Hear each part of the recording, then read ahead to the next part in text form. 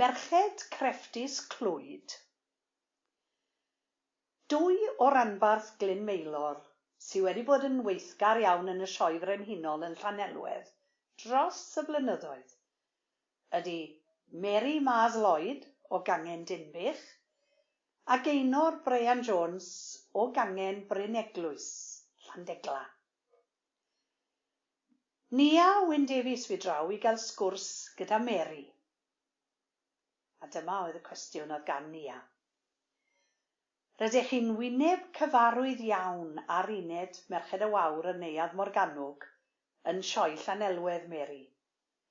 Wedi cynrychioli rhanbarth Glyn Meilor am flynyddoedd ar yr is-bwyllgor Gwyl a Hamdden, yn drysorydd presennol yr is-bwyllgor Gwyl a Hamdden, yn gyn-ysgrifennydd Cymdeithas Brydwaith Cymru, yn un o sylfaenwyr cwiltwyr Dyffryn Clwyd, ac yn wraig a diddordeb a thalent arbennig mewn gwaith llaw. Beth am i mi ddechrau drwy ofyn ym mha fath o waith llaw y mae gennych ddiddordeb, a sut a ble ddechreuodd y diddordeb? A dyma ateb Mary. Mae'r diddordeb pennaf mewn unrhyw fath o waith nodwydd yn frodwaith, gwaith canfas neu waith peiriant. Mae'n debyg y cododd y diddordeb yn y dyddiau pan oeddwn yn mynychu'r ffermwyr ifanc yn Ninbych ers talwm, oherwydd caimynog gyfleoedd gan y mudiad i gystadlu mewn amrywiaeth o feysydd. O farnu gwarthau godro ac ieir i waith crefft amrywiol. Yn nes ymlaen yn yr 80au, penderfynais dilyn cwrs City and Guilds mewn hanes brodwaith dros yr oesoedd, cynllunio, patrymau a brodio. Gan fynd i gair bob dydd Mercher am 2 blynedd i'w gwblhau a sicrhau'r cymhwyster. Dyma gwestiwn nesaf Nia. Roeddech yn sôn am gystadlu gyda'r ffermwyr ifanc ers talwm, ond beth am gystadlu wedi'r dyddiau hynny? Dyma ateb Mary.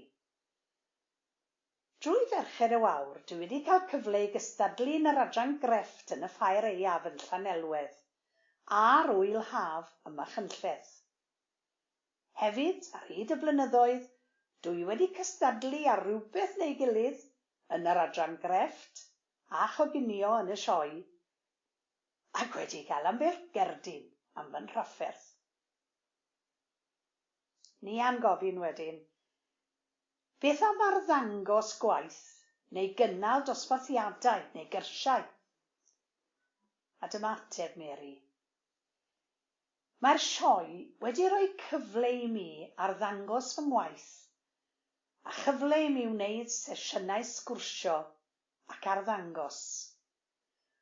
Rwyf wedi gwneud yr un math o sesiynau sgwrsio ac arddangos sawl tro hefyd ym Mhabell y Dysgwyr yn yr Eisteddfod Genedlaethol pan gynhelir i yn y Gogledd, gan fwynhau'r profiad yn fawr iawn.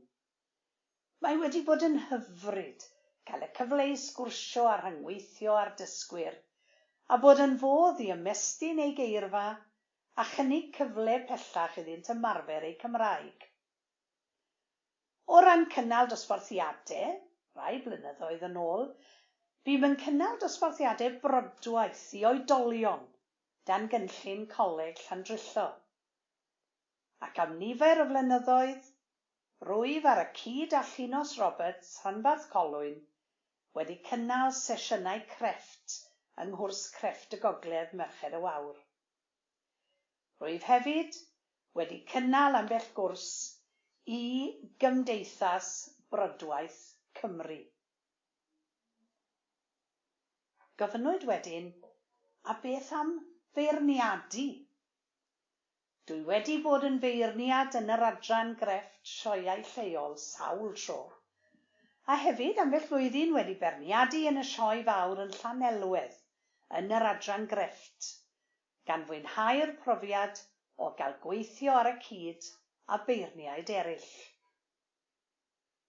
Mae'r sioe yn rhan annatod o'ch bywyd. Ydi wir, dwi wedi bod yn mynd i'r sioe ers erioed. Y sioe yw gwyliau'r ffermwyr. Drwy fod yn aelod o'r ffermwyr ifanc, roeddwn yn cael gwneud mwy a mwy o weithgarau yn y sioe, yn cystadlu, yn stiwardio. Stiwardio yn gyffredinol ar y dechrau, ond ers blynyddoedd bellach, yn stiwardio yn uned Merched y Wawr yn Neuadd Morgannwg. Dwi ar yr uned bob dydd o 8 y bore hyd 7 yr hwyr weithiau, ac yn mwynhau'n arw cael cwrdd â hen ffrindiau. Yn wir mae'r uned yn fan cyfarfod i gyfeillion lu. Mwynhau'n fawr hefyd y Sul cyn i'r sioe agor, gyda Neuadd Morgannwg yn fwrlwm o weithgaredd. Pawb yn gosod y cystadlaethau, pawb yn cynorthwyo'i gilydd, pawb yn rhannu, heiar smwddio, pinnau bawd, tap selo, pawb yn cydweithio, pawb yn ffrindiau, pawb yn cael hwyl, yn cymdeithasu a chwerthin. Mae'n werth bod yno i sawri'r awyrgylch afieuthus. Rwy'n gwerthfawrogi'n fawr y gwmnïaeth hyfryd y Neuadd Morgannwg. Wedi Nia yn crynhoi drwy ddweud, mae wedi bod yn hyfryd cael sgwrs Mary, ac mae'r gwaith peiriant, y gwaith canfas a'r cwiltio, sy'n arddangos yn y tŷ, yn dyst o'ch dawn yn y maes yma. Mae'n werth ei weld. Ar ran rhanbarth Glyn Maelor, hoffwn ddiolch i chi am yr holl waith rydych wedi wneud ar ran ein rhanbarth dros y blynyddoedd, ac am eich parodrwydd i fod yn un o'r rhai sydd yn gyfrifol am gludo'n eitemau cystadleuol i'r sioe, ac am ei gosod yn ofalus a deniadol. Pob dymuniad da i chi yn y sioe eleni. Ac yna, yn ail ran yr erthygl hon, mae Gaenor yn sôn am ei phrofiad. Am fy mod i, Gaenor Brian Jones wedi ennill y gwpan yn 2019 ac wedi bod yn cystadlu ers sawl blwyddyn, gofynnwyd i mi ysgrifennu ychydig am y profiad. Rwyf yn aelod yng Cangen Bryn Llandegla, rhanbarth Glyn Maelor, ac wedi cynrychioli ein cangen yng ngystadleuaeth y trefnu blodau ers llawer blwyddyn.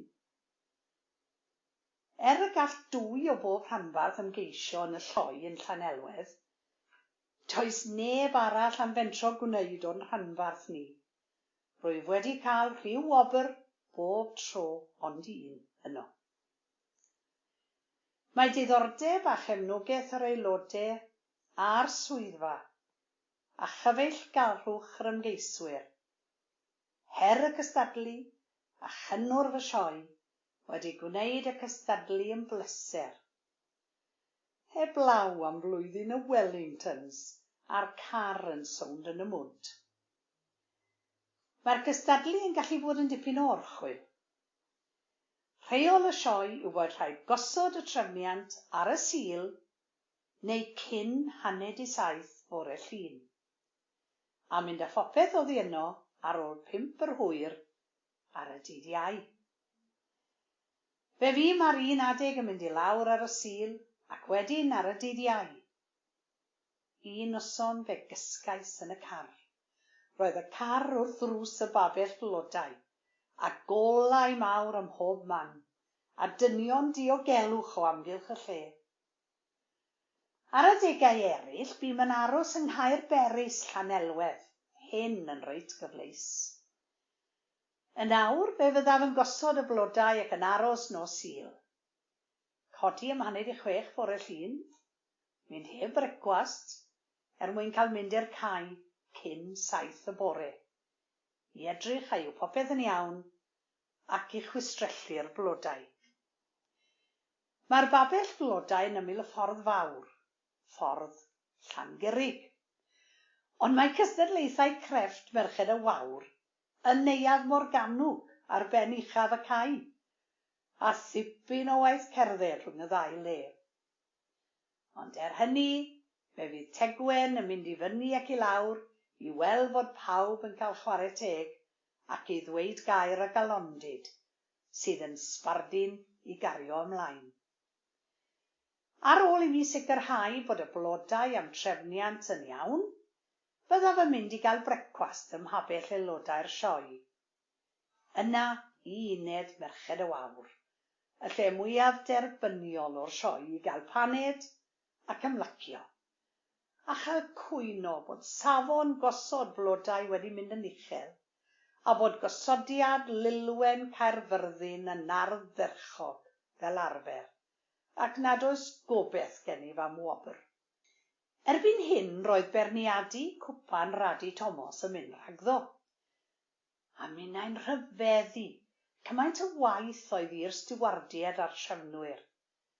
Cyfrif y marciau ac ysgrifennu'r sylwadau am bob eitem.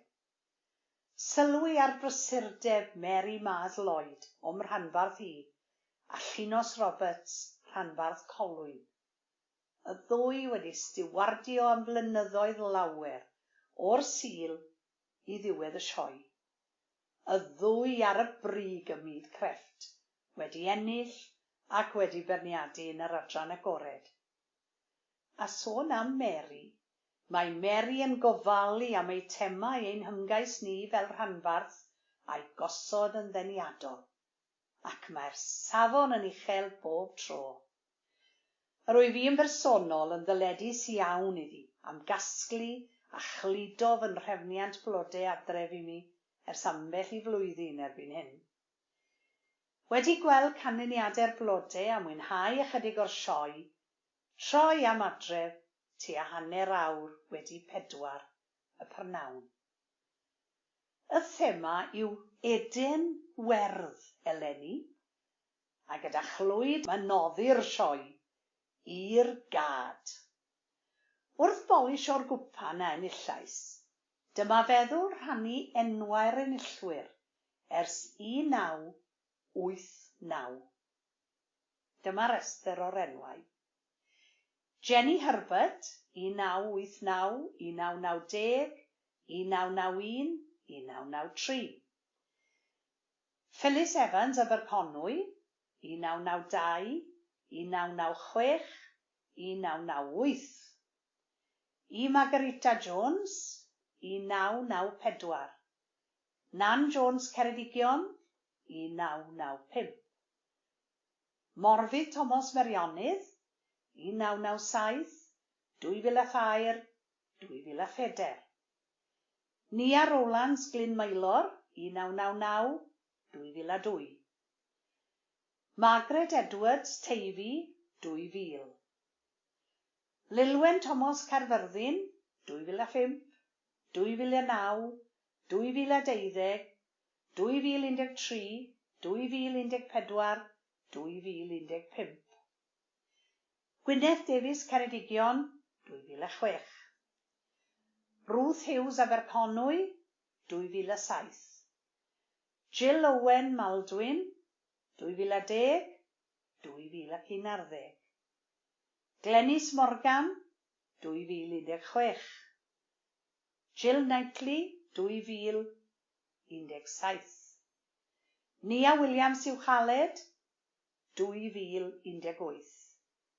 Gaynor Brian Jones Glyn Maelor, 2008, 2019.